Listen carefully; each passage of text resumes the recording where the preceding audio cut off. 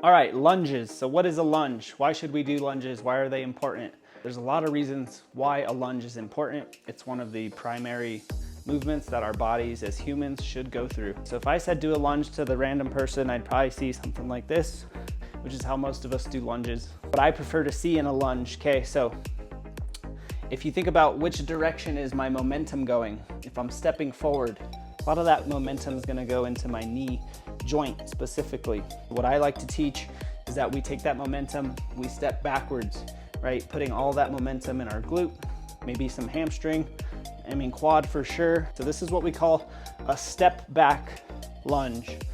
And a good way to figure out, how far should I step is to start in this position, which is what we would call 90-90. We're 90 degrees, 90 degrees. If we're too spread out, then of course we need to bring those feet closer together.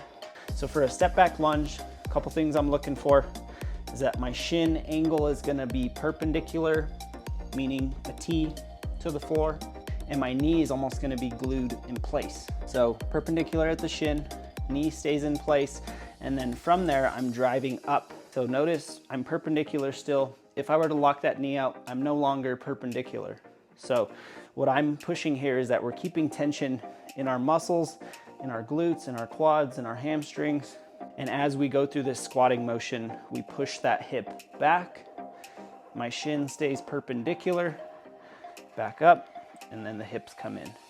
You're gonna feel this a lot more in the glute and hamstring versus if I were to let that knee come forward, right? That's a different version of a lunge.